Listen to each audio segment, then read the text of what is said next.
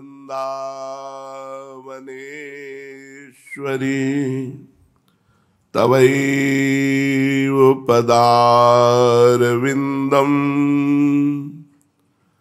प्रेमामृतैकमकरंद रसौघपूर्णं हृद्यर्पितं मधुपते स्मरतापमुग्रं निर्वापयत् परम शीतलमाश्रयामि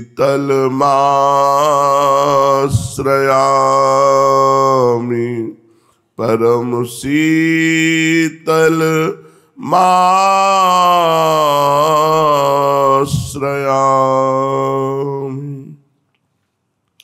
परम सच्चिदानंद घन प्रेमानंद स्वरूप नवनिभृत निकुंज महामहिम परम पावन श्री वृंदावन धाम के लाड़िले प्राणाराध्य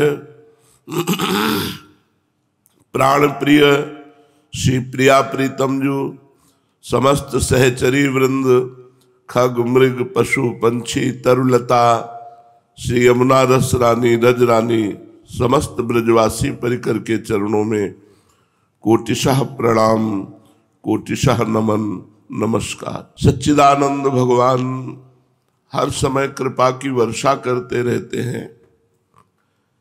जीव उस कृपा में न भींज कर अहंकार के कारण देहाभिमान के कारण ऐसे कर्म कर बैठता है कि जन्म जन्मांतर उसे दुख भोगना पड़ता है। ये मोह की महिमा बड़ी बलवान है। ये बिना भगवान की कृपा के जाती नहीं है।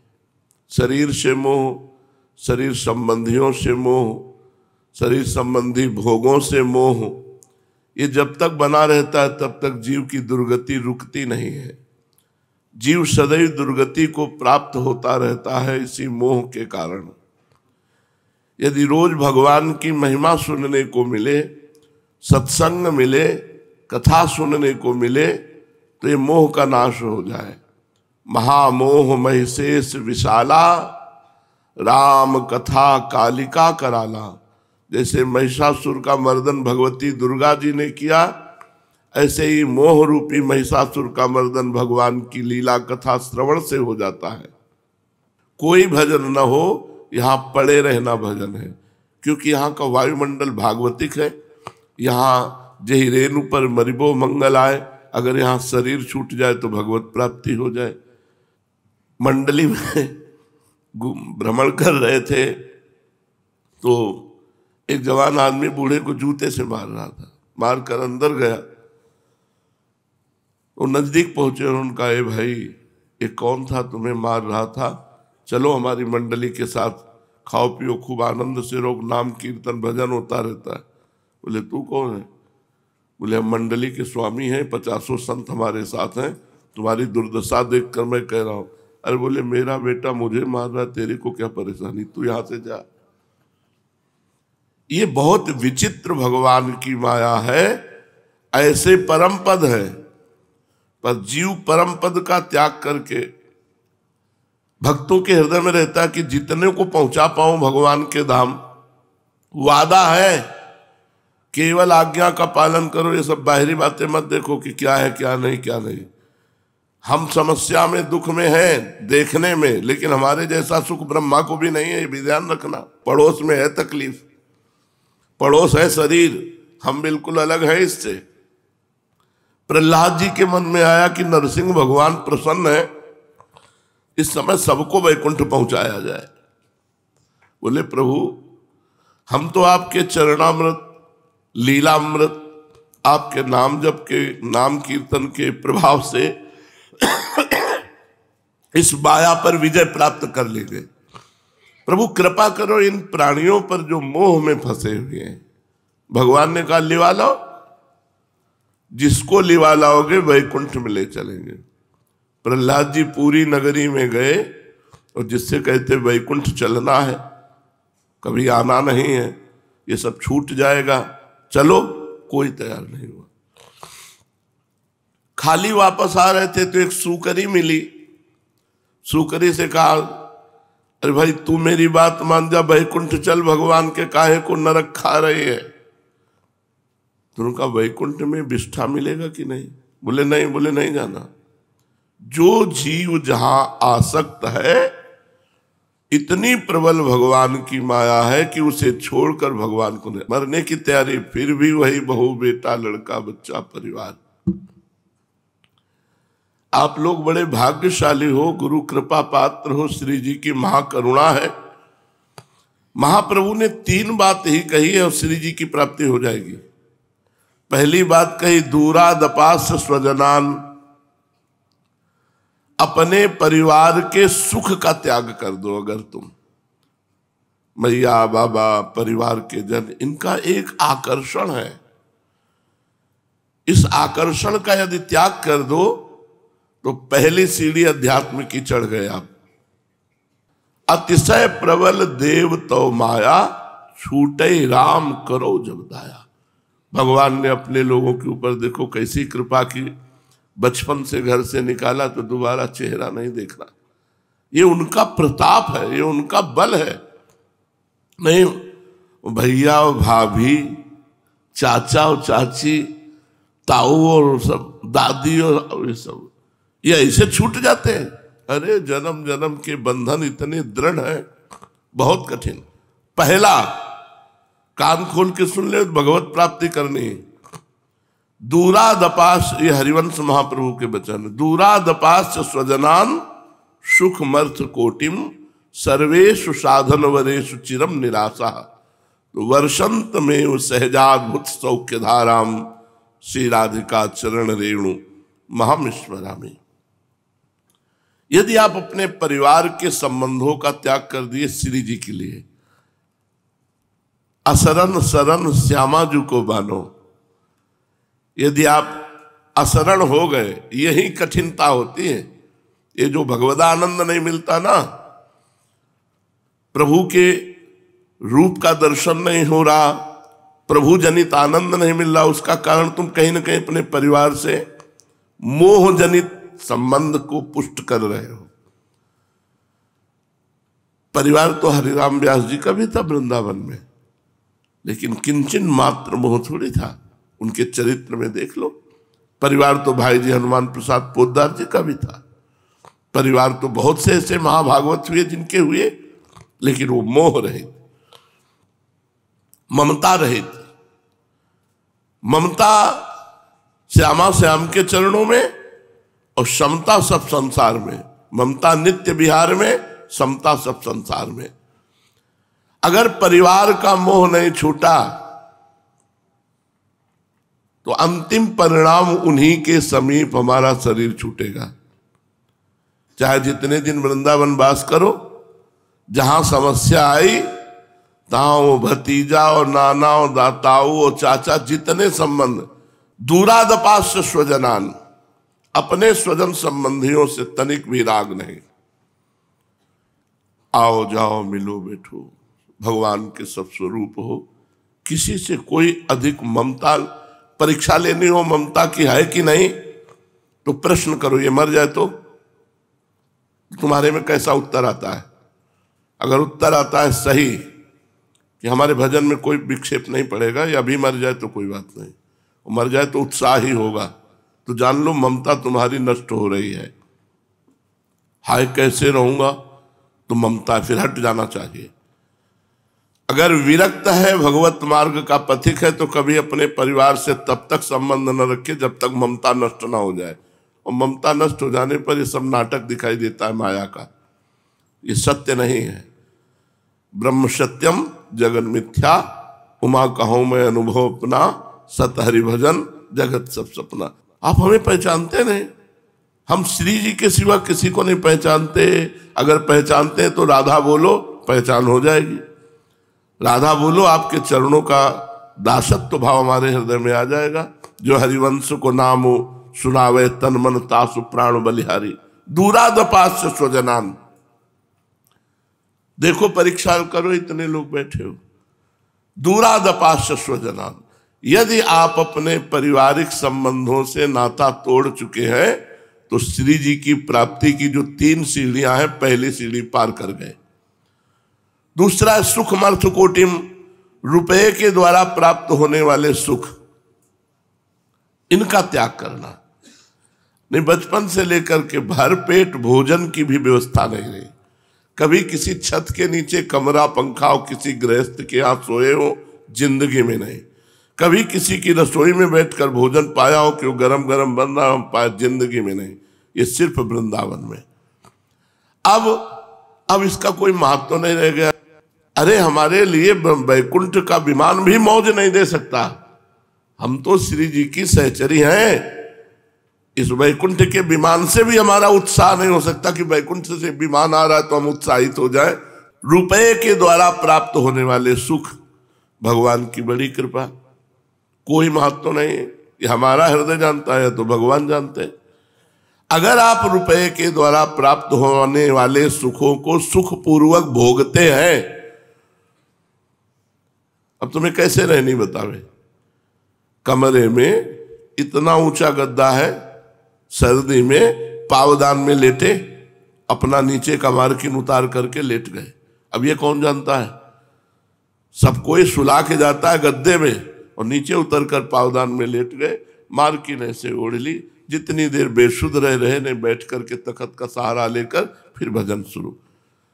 खान पान की तो कहना ही क्या है, भगवान की विशेष कृपा हमारे ऊपर है कि न रबड़ी न रसगुल्ला, और न इनकी चाहत है। और अब एक पूछ रहे थे, हमने सुना आपको रसगुल्ला बहुत प्रिय है। हाँ, बहुत प्रिय। बोले हम बना के लाए, हमका दे दे। देखा भी नहीं, कहा हमें प्रिय है राधा नाम की रसगुल्ला प्रिय है। राधा नाम सुधा रसम रसेतुम जो व्यास तुम्हें भी सही। हमसे अगर ईमानदारी से पूछो कि आपको क्या प्रिय है, तो हम ढूंढे तो जगत में कुछ मिलते नहीं। क्या प्रिय है? जो 6 घंटे बाद दुर्गंध युक्त मल बन जाए वो रसगुल्ला प्रिय है। तो जीवन भर फिर ये उपासना का मतलब क्या रहा? अर्थ के द्वारा प्राप्त होने वाली सुख संपत्ति का त्याग। दूसरी सीढ़ी आप पार कर गए, श्री जी के पास पहुंचने वाले हैं। तीसरी है सर्वेषु साधन वरेषु चिरम निराशा, साधना के द्वारा प्राप्त होने वाले सुख का त्याग। ये देखो, ये सबसे कठिन सीढ़ी है। जो आप साधन कर रहे हो उससे जो प्राप्त सुख है उनको भी स्वीकार नहीं करना, स्वीकार करना है श्री जी के चरण आश्रय का सुख। तो वर्षंत में वो सहजाद्भुत सौख्य धाराम श्री राधिका चरण रेणु महामिश्रा, केवल गोरे चरणारविंद का सुख। केवल लाडली जू के नाम रूप लीला धाम का गायन करके रुदन करना, उसमें सुख लेना, ये कोई साधन सुख नहीं, ये तो हमारा जीवन है। साधना और अष्टांग योग, सांख्य योग और भी जो साधन है उनके द्वारा हमें सुख प्राप्त नहीं करना। तब श्री जी की प्राप्ति निश्चित है। इन 3 बातों को समझ लो जो श्री जी को देने के लिए अवतार धारण के हरिवंश महाप्रभु वो कह रहे हैं। दूरादपास्य स्वजनान सुखमर्थ कोटिम सर्वेषु साधन वरेषु चिरम निराशा, तो वर्षंत में वो सहजाद्भुत सौख्य धाराम श्री राधिका चरण रेणु महामिश्मरामी। बस श्री लाडली जू से अपनापन। कई बार सत्संग में कहा है आश्रय से भगवत प्राप्ति होती। देखा, सब छोड़ करके दिखाई दे रहा है कि अब भगवान के आश्रित है, लेकिन पाई भर आश्रय नहीं। सच्ची कहते हैं, आप लोग अपने जीवन की कसौटी को देखो तो आप इतनी ऊंचाई पर बैठे हुए हो जहां पूरे जन्म के जन्म लग जाते, नहीं चढ़ पाते।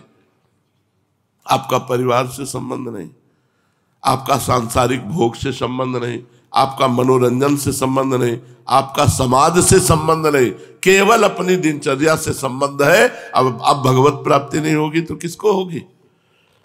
भगवत प्राप्ति गुण और अवगुणों से रुकती या होती नहीं है, ये गुणातीत है, ये कृपा से होती है। आप सब कृपा पात्र हैं पूर्ण रूप से। हमको केवल गोरे चरणारविंद के भरोसे पे रहना, हमारा संबंध श्री जी से। इसलिए सबसे प्रार्थना है, बड़ा दुर्लभ वृंदावनवास है। यदि वृंदावनवास मिल गया है तो 4 दिन का जीवन है, 4 दिन का जीवन। 3 बातें सुधार लो। आखिरी वाली तो तुम में है नहीं, सर्वेषु साधन वरेषु, आखिरी वाली तो चिंता मत करो वो तो है नहीं तुम में कि भाई जितेंद्री सांख्य योगी या अष्टांग योगी, वो सब है नहीं, वो तुम्हारे को है नहीं। दो में है समस्या, एक है परिवार का सुख और एक है रुपए का सुख। इन दोनों से यदि बच जाओ तो भगवत प्राप्ति निश्चित, क्योंकि हमारी श्री जी बड़ी कृपालु है। शरणागत अभय विनद पतित, बड़ा आनंद का विषय है। केवल श्री जी के भरोसे पड़े रहना, इसी से भगवत प्राप्ति हो जाएगी। लेकिन श्री जी का भरोसा क्या है? इसलिए हम ये चर्चा कर रहे हैं कि कोई बूढ़ा है, कोई बीमार है, कोई अकेले रह रहा है, चिंता मत करो, तुम्हारे ऊपर श्री जी की दृष्टि है। किसी का भरोसा मत लेना। अगर कोई भरोसे में आवे कि हम तुम्हारे अमुक लगते हैं, चलो घर में वहां अमृत तो पिला देंगे, तो कहते तुम पी के अमर हो जाओ, हम तो मरने आए हैं वृंदावन, हम वृंदावन नहीं छोड़ेंगे। कैसी भी परिस्थिति हो तो जीव निश्चित श्री जी के चरणों का दर्शन पा जाएगा। श्री जी बहुत कृपालु है, बहुत करुणामयी है। बस केवल एक चीज मानती हैं, अपनापन। हम लोगों ने अपनापन अपने शरीर को, शरीर संबंधियों को दे रखा है। यही अपनापन श्री जी को देना बस, और कोई साधना हमारी नहीं। हम लोग आके कीर्तन करके, कथा वार्ता सुन करके एक बात हमें करनी कि हमारे माई श्यामा जी को राज, श्री जी के सिवा हमारा कोई नहीं, ये हृदय में आ जाए बस। हृदय में श्री जी के सिवा कोई नहीं होना चाहिए। बाहर बाजार लगी रहे तो कोई फर्क नहीं पड़ेगा। चलते हैं महाप्रभु चैतन्य देव के पावन चरित्र का श्रवण करके अपने हृदय को प्रेम में बनाते हैं। महाप्रभु नृत्य करते हुए श्रीवास के घर में बड़ी जोर से बोले कि एक हमारे बड़े भ्राता अवधूत पधार रहे हैं, जाओ उनकी खोज करो। महाप्रभु जिनकी खोज के लिए कह रहे हो नित्यानंद महाप्रभु है।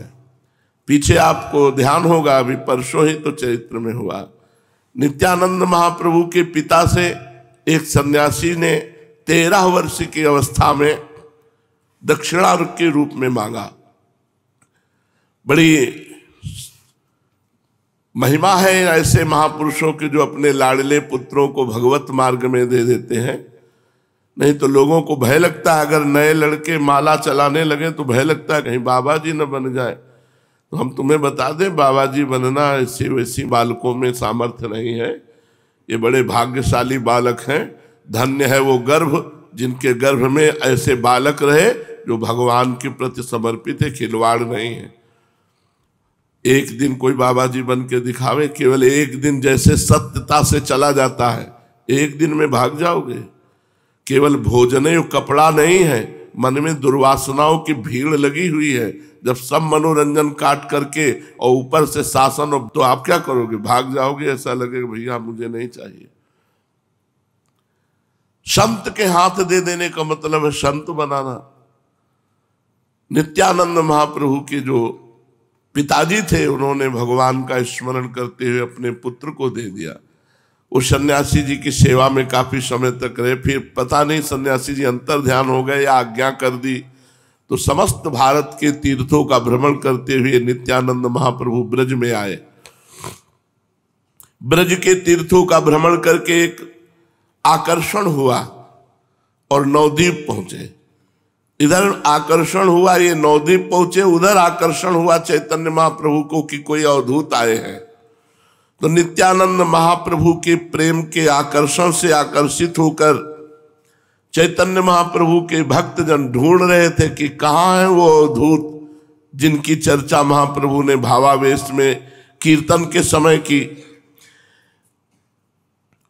नवद्वीप में अवधूत नित्यानंद जी को सब खोजने लगे। अब नवद्वीप कोई छोटा गांव तो था नहीं जिससे वे झटपट नित्यानंद जी को खोज लाते, और नित्यानंद जी से किसी का कोई परिचय थोड़ी था कि ऐसे हैं नित्यानंद जी। पर आदेश हुआ महाप्रभु का कि खोज करो। श्रीवास पंडित और हरिदास जी, यवन हरिदास जी, दिन भर खोजते रहे, किंतु कहीं पता न चला कि कोई आगंतुक महापुरुष आए हैं। अंत में निराश होकर वे महाप्रभु के पास लौट आकर कहने लगे, प्रभु हमने आपकी आज्ञा के अनुसार नवद्वीप के मोहल्ले मोहल्ले में जाकर उन महापुरुष की खोज की, सब प्रकार के मनुष्यों के घरों में जाकर देखा, किंतु कोई पता नहीं चला। अब जैसी आज्ञा हो वैसा करें, जहां बतावें वहीं जाएं, किंतु हमें उनका कुछ भी पता नहीं है। कैसा रूप है, कैसा रंग है, कितनी अवस्था है, ऐसा कुछ पता नहीं। महाप्रभु इनकी बात सुनकर मुस्कुराए और सबकी ओर देखते हुए बोले, वो स्वयं जरूर यहां आ जाएंगे। मुझे रात्रि में स्वप्न हुआ है कि वे महापुरुष जरूर यहां आ गए हैं। लोगों से मेरे घर का पता पूछ रहे हैं। अच्छा एक काम करो, हम सभी लोग चलते हैं ढूंढने के लिए। ये कहकर महाप्रभु उसी समय उठकर चल दिए। उनके पीछे गदाधर, श्रीवास आदि भक्तगण भी हो लिए। प्रभु उठकर सीधे वहीं गए। पंडित नंदनाचार्य जी के घर में नित्यानंद महाप्रभु रुके हुए थे। आचार्य के घर में जाकर देखा, दिव्य कांति युक्त महापुरुष अमित तेजस्वी संपूर्ण घर को मानो प्रकाशित कर रहे हैं और पद्मासन में बैठे थे नित्यानंद महाप्रभु। उनके मुखमंडल की तेजोमयी किरणों से ग्रीष्म के प्रभाकर की किरणों की भांति प्रखर प्रचंडता नहीं थी, शरद चंद्रमा की किरणों के समान शीतलता, शांतता और मनोहरता मिली हुई थी। गौरांग महाप्रभु ने भक्तों के सहित जाकर नित्यानंद महाप्रभु की चरण वंदना की और एक और चुपचाप बैठ गए। कोई किसी से बात नहीं कर रहा। नित्यानंद प्रभु निर्निमेष दृष्टि से गौरांग महाप्रभु के मुख चंद्र की ओर देख रहे हैं। भक्तों ने देखा पलकों का गिरना एकदम बंद है दोनों महापुरुष की। नित्यानंद महाप्रभु गौरांग महाप्रभु को देख रहे हैं, गौरांग महाप्रभु नित्यानंद महाप्रभु को। सभी स्थिर भाव से मंत्र मुग्ध की भांति नित्यानंद महाप्रभु की ओर देख रहे थे। प्रभु ने अपने मन में सोचा कि भक्तों को नित्यानंद जी की महिमा दिखानी चाहिए, इन्हें कोई प्रेम प्रसंग सुनाना चाहिए जिसके श्रवण से इनके शरीर में सात्विक भावों का उद्दीपन हो। इनके भावों का उदय होने से ही भक्त इनके मनोगत भावों को समझ सकेंगे। ये सोचकर महाप्रभु ने श्रीवास पंडित को कहा, कोई श्लोक सुनाओ। प्रभु के मनोगत भाव को समझकर श्रीवास इस श्लोक को पढ़ने लगे। जिस श्लोक को सुनकर परमहंस श्री सुखदेव जी ने 18,000 श्लोक कंठस्थ किए। ये वही श्लोक है जिसको सुन करके ब्रह्मानंद में छके हुए परमहंस श्री सुखदेव जी महाराज अपने पिता भगवान व्यासदेव जी से 18,000 श्लोक वाले श्रीमद् भागवत ग्रंथ को कंठस्थ किया। श्रीवास बड़े मधुर स्वर से, उच्च स्वर से सुनाने लगे।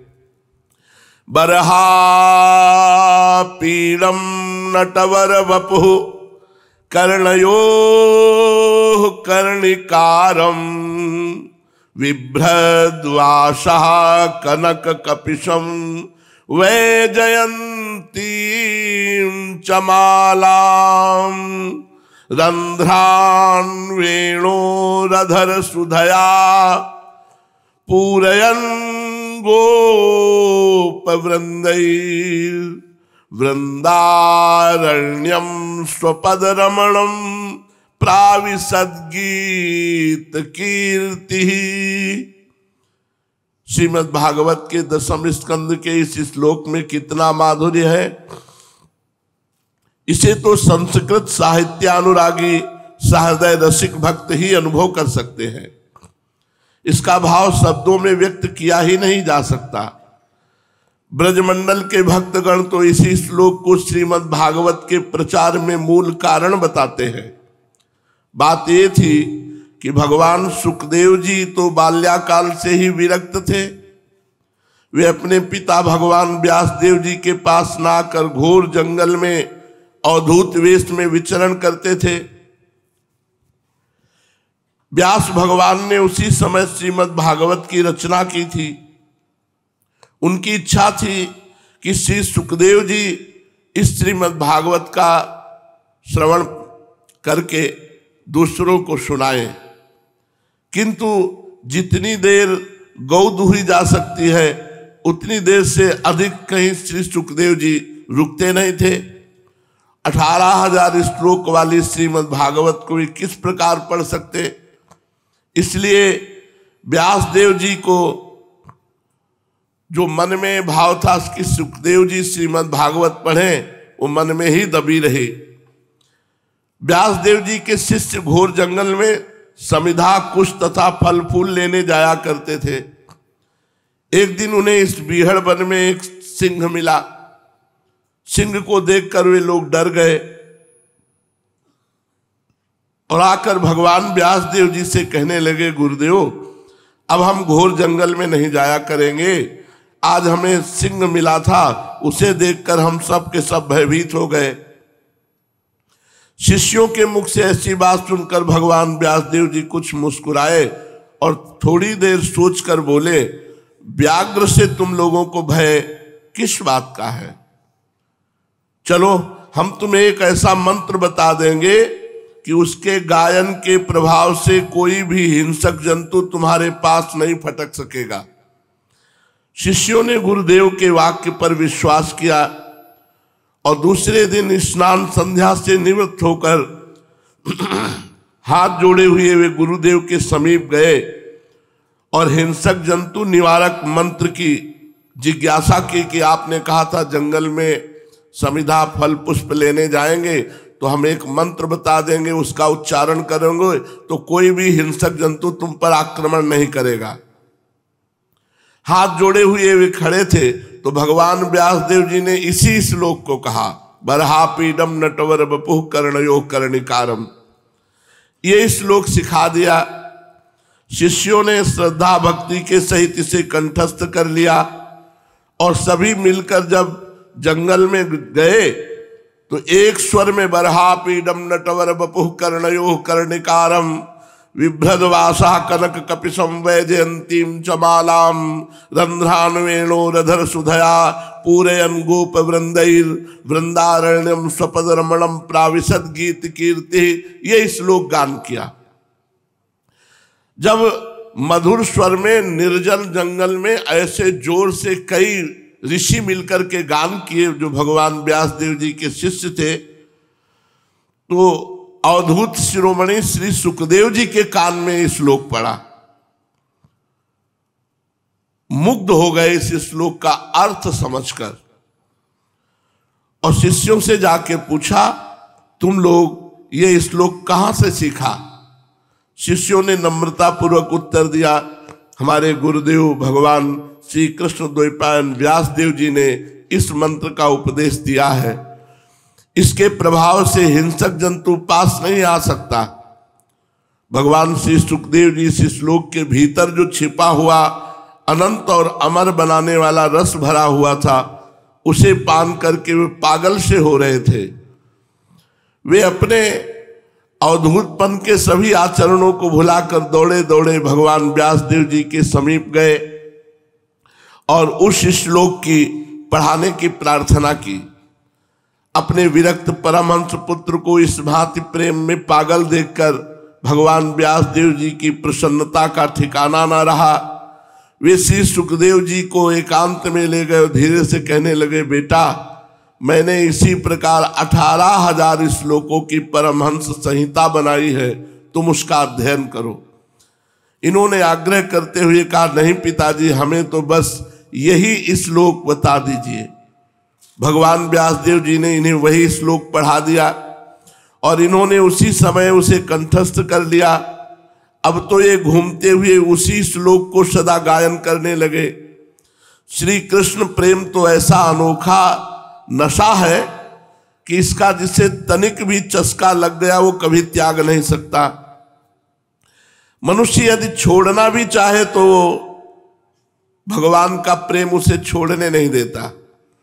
श्री सुखदेव जी को श्री कृष्ण रसासव, श्री कृष्ण मधुमय मनोज्ञ मदिरा का चस्का लग गया। फिर वे अपने अवधूत पने के आग्रह को छोड़कर श्री व्यास जी के समीप जाकर श्रीमद् भागवत के पठन में संलग्न हो गए और सांगोपांग 18,000 श्लोक कंठस्थ किए। तभी भगवान व्यास देव जी कहते, आत्मा रामश्च मुनयो निर्ग्रंथा अपिरुक्रमे कुर्वन्त हेतु किम भक्ति मिथ्यम भूत गुणो हरि। भगवान के गुणों में यही तो एक बड़ी भारी विशेषता है कि जिनकी हृदय ग्रंथि खुल गई है, जिनके सर्व संशयों का जड़मूल से छेदन हो गया है, जिनके संपूर्ण कर्म नष्ट हो चुके हैं, ऐसे आत्माराम मुनि भी भगवान के गुणों में अहेतु की भक्ति करते हैं। क्यों न हो, वे तो रसराज है ना। प्रेम सिंधु में डूबे हुए को किसी ने आज तक उछलते देखा नहीं। जिस श्लोक का इतना भारी महत्व है उसका भाव भी सुन लीजिए। गौवें चराने प्रभु जा रहे हैं, बरहा पीडम नटवर बपुः कर्णयो कर्णिकारम। गोपाल वृंदावन की ओर जा रहे हैं, साथ में ग्वाल बाल हैं। आज उन्हें न जाने क्या सूझी है कि कमनीय कीर्ति कन्हैया की निरंतर कीर्ति का बखान करते हुए सखा जा रहे हैं। सभी अपने कोमल कंठों से श्री कृष्ण का यशोगान कर रहे हैं, इधर ये अपनी मुरली की तान में मस्त हैं। संपूर्ण शरीर की गठन एक सुंदर नट के समान बड़ी ही मनोहर है। नटवर बपुः बरहा पीडम, सिर पर मोर मुकुट और नटवर बपुः, कानों में बड़े बड़े कनेर के पुष्प लगे हैं।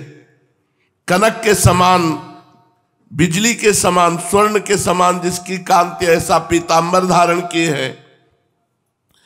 शरीर श्याम सुंदर है, श्याम शरीर है।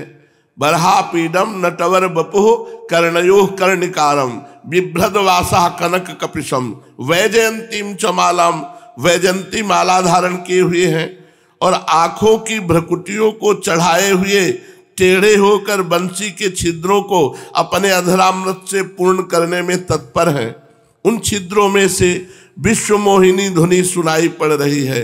पीछे पीछे ग्वाल बाल यशोदानंदन का यशोगान करते हुए जा रहे हैं। इस प्रकार के मुरली मनोहर अपनी पदरज से वृंदावन की भूमि को पावन बनाते हुए ब्रज में प्रवेश कर रहे हैं।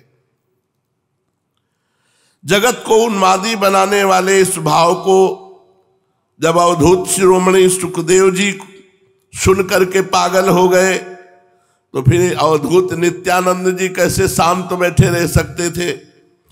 जे ही नित्यानंद जी को यह श्लोक श्रीवास के मुख से सुनने को मिला, हुंकार मारी आसन में बैठे थे और मूर्छित होकर पृथ्वी पर गिर पड़े। मूर्छित होते ही प्रभु ने श्रीवास से कहा, दोबारा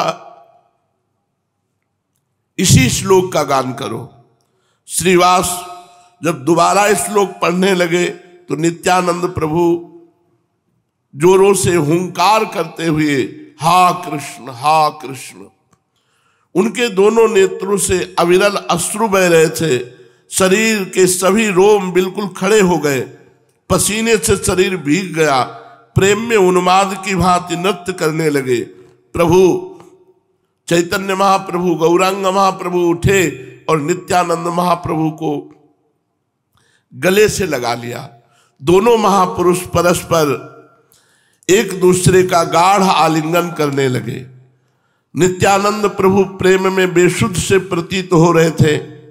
उनके पैर कहीं कहीं लड़खड़ा रहे थे और वो जोर से बोल रहे थे हा कृष्ण कहकर रुदन कर रहे थे। रुदन के बीच बीच में जोर से हुंकार करते थे। इनकी हुंकार सुनकर उपस्थित भक्तजन थरथर कांपने लगे।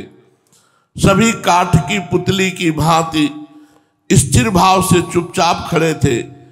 इसी बीच बेहोश होकर के नित्यानंद महाप्रभु निमाई अर्थात चैतन्य महाप्रभु की गोद में गिर पड़े। महाप्रभु नित्यानंद के मस्तक पर अपना कोमल कर कमल फिराया। उनके स्पर्श मात्र से नित्यानंद जी को परमानंद प्रतीत हुआ। वे कुछ कुछ प्रकृतिस्थ हुए।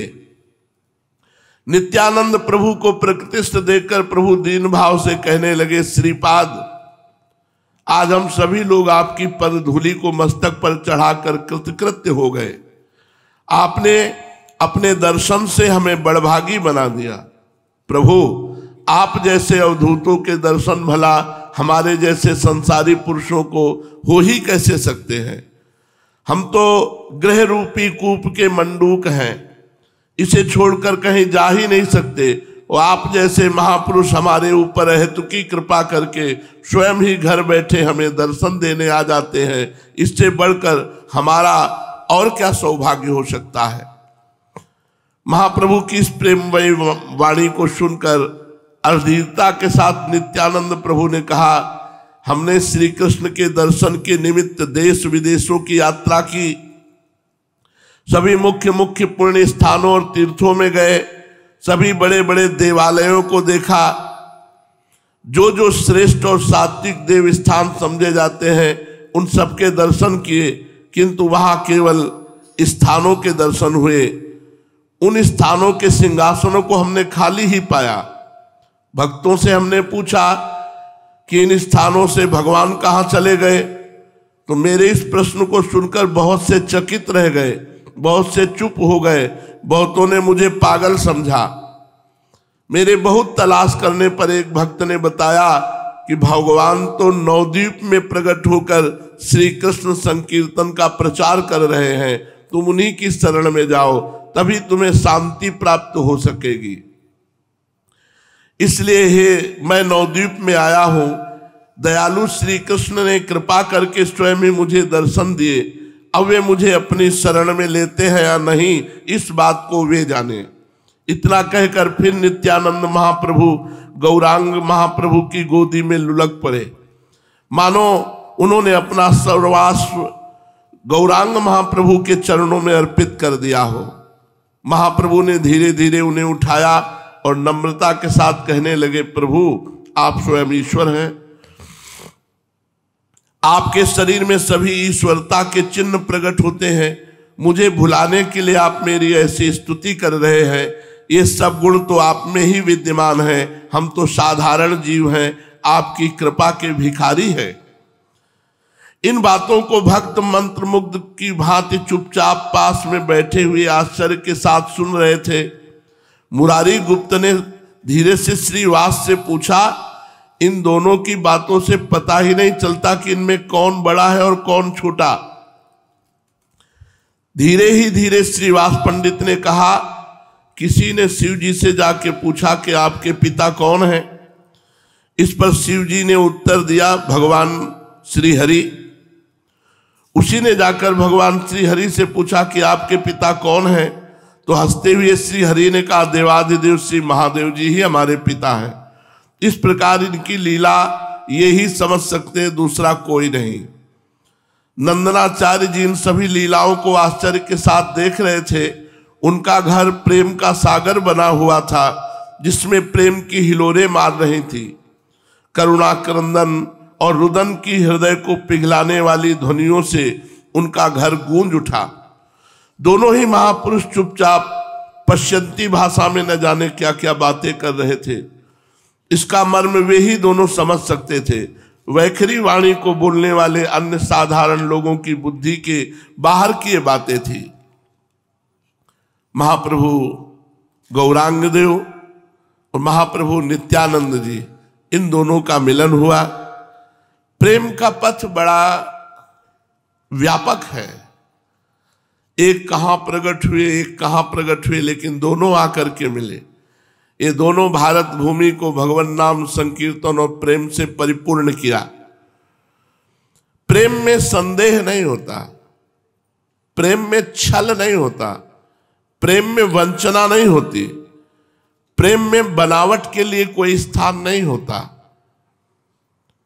प्रेम में पात्रा पात्र का भेदभाव नहीं होता, प्रेम की कोई जाति नहीं होती, प्रेम में कोई वर्ण नहीं होता, प्रेम में कोई कुल गोत्र सजीव निर्जीव का विचार नहीं किया जाता। इसलिए प्रायः लोगों के मुख से सुना जाता है कि प्रेम अंधा होता है, वो ये सब नहीं देखता। पर प्रेम के ही वास्तविक नेत्र होते हैं, प्रेम अंधा नहीं होता। वास्तविक तत्व को तो प्रेमी ही जानता है। ऐसा कहने वाले स्वयं भ्रम में हैं। प्रेम अंधा नहीं, असल में प्रेम के अतिरिक्त अन्य सभी अंधे हैं। प्रेम ही एक ऐसा अमोघ बाण है कि जिसका लक्ष्य कभी व्यर्थ नहीं होता। उसका निशान सदा ही ठीक लक्ष्य पर बैठता है। अपना कहीं भी छिपा हो, प्रेम उसे वहीं खोज निकालेगा। देखो, महाप्रभु को किसी ने बताया नहीं कि नंदनाचार्य के घर में नित्यानंद महाप्रभु आए हुए हैं। सीधे उठे और वहीं पहुंच गए। ये प्रेम का आकर्षण। प्रेम में अंतःकरण समर्पित किया जाता है। मन, बुद्धि, चित्त, अहंकार, ये चारों जब प्रभु को समर्पित कर दिए जाते हैं तब प्रेम प्रकाशित होता है। प्रेम में निरंतर ध्यान रहता है। जिससे हमारी प्रीति है उसका ध्यान निरंतर रहता है। और प्रेम में अंत तक प्रेमी जिससे प्रेम कर रहा था उसी का स्वरूप बन जाता है। जैसे ब्रह्म नहीं, माया नहीं, नहीं जीव नहीं काल, अपनी ही सुधि ना रही, एक रहे नंदलाल। कान भय प्राण में, प्राण भय कान में, ही में ना जान पड़े, कान है कि प्राण है। वो भगवत स्वरूप हो जाता है। उपास्य एक निश्चय कर लो। गुरु प्रताप से कभी इसकी उपासना, कभी उसकी उपासना, कभी ऐसे प्रेम नहीं होता। उपास से एक निश्चय कर लो और अपने हृदय में बात बैठा लो कि इनके सिवा हमारा कोई नहीं, बस तुम्हारा बेड़ा पार है। अगर पत्नी पति में भगवान का भाव कर ले तो उसे और कोई साधना नहीं करनी, इसी से भगवान की प्राप्ति हो जाएगी। अगर शिष्य गुरु को साक्षात परब्रह्म साकार भगवान मान ले और अपने को समर्पित कर दे तो उसे कोई साधना नहीं करनी, इतने मात्र से भगवान की प्राप्ति हो जाएगी। सभी का फल अंत में एक भगवान की प्राप्ति है। सभी अपने अंतिम अभीष्ट तक पहुंच सकते हैं यदि अपने प्रिय को भगवान मान ले। सभी को अपनी अपनी भावनाओं के अनुसार प्रभु पद प्राप्ति अथवा मुक्ति मिलेगी। सभी के दुखों का अत्यंत अभाव हो जाएगा। बस सचेतन साकार किसी को अपना प्रभु मान लो। गुरु को प्रभु मान लो, माँ को प्रभु मान लो, पिता को प्रभु मान लो, पति को प्रभु मान लो, पुत्र को प्रभु मान लो, साक्षात प्रभु की भावना कर लो। यहां तक देखा गया पत्थर की, मिट्टी की, लकड़ी की, अष्टम धातु की, हम जब मूर्ति बनाकर उसमें भगवान की भावना करते हैं तो भगवान की प्राप्ति हो जाती है। फिर जब हम चलते फिरते किसी मनुष्य में भगवान की भावना कर ले तो, जब हम मिट्टी की, लकड़ी की, धातु की मूर्ति में भगवान की भावना करते हैं और हमें भगवान की प्राप्ति हो जाती है, तो चलते फिरते किसी में भगवान की भावना करें। हृदय टटोल कर देखो, आज तक तुमने किसको भगवान माना? किसी को नहीं। भगवान को भी भगवान नहीं माना। कभी मन इसमें लगा, कभी उसमें लगा, कभी उसमें लगा, भागता घूम रहा है पागल मन। इसे एक जगह लगा दो। अगर मूर्ति में ही लगाओ तो पूरा प्यार मूर्ति में दे दो, गुरु में लगाओ तो पूरा प्यार गुरु को दे दो। जहां संपूर्णतया समर्पित होकर के भगवत भाव किया जाता है वहीं भगवत प्राप्ति हो जाती है। अपने हृदय को टटोलो कि हमारा पूर्ण अनुराग कहाँ है, तो पता चलेगा कहीं नहीं। तुम्हारा पूर्ण अनुराग बिखरा हुआ है। इनके इनके इनके नाना प्रकार के संबंधों में समिटे सो आशिक, फैले सो जमाना। समेट लो, तुम्हारा कल्याण हो जाएगा। तुम्हारा सर्वस्व बिगड़ा हुआ भाव ठीक हो जाएगा। एक जगह कहीं भाव कर लो किसी मूर्ति में, गुरुदेव में, एक जगह भाव कर लो और संपूर्ण प्यार उनके चरणों में समर्पित कर दो। नित्यानंद प्रभु 13 वर्ष की अल्प अवस्था में घर छोड़कर चले आए थे। लगभग 20 वर्षों तक ये तीर्थों में भ्रमण करते रहे। इनके साथी सन्यासी जी इन्हें छोड़कर कहां चले गए इसका कुछ भी पता नहीं चला बाद में, किंतु इतना अनुमान अवश्य लगाया जा सकता है कि उन महात्मा के लिए इनके हृदय में कोई विशेष स्थान न बन सका, उनमें इनका गुरु भाव नहीं हुआ। 20 वर्षों तक इधर उधर घूमते रहे, किंतु जिस प्रेमी के लिए इनका हृदय छटपटा रहा था वे प्रेमी इन्हें कहीं नहीं मिला। महाप्रभु गौरांग का नाम सुनते ही इनके हृदय सागर में हिलोरें उठने लगी। महाप्रभु गौरांग के दर्शन के लिए व्याकुल हो उठा हृदय, इसीलिए वे नवद्वीप की ओर चल पड़े। आज नंदनाचार्य जी के घर में गौरांग महाप्रभु ने स्वयं आकर इन्हें दर्शन दिए। इनके दर्शन मात्र से इनके चिरकाल की मनोकामना पूर्ण हो गई, जिसके लिए वे व्याकुल होकर देश विदेश घूम रहे थे। आज स्वयं उन्हीं प्रभु की प्राप्ति हो गई। नित्यानंद महाप्रभु सन्यासी और गौरांग महाप्रभु अभी गृहस्थी। क्या लीला है! राधा बाबा सन्यासी और भाई जी हनुमान प्रसाद पोद्दार जी गृहस्थी।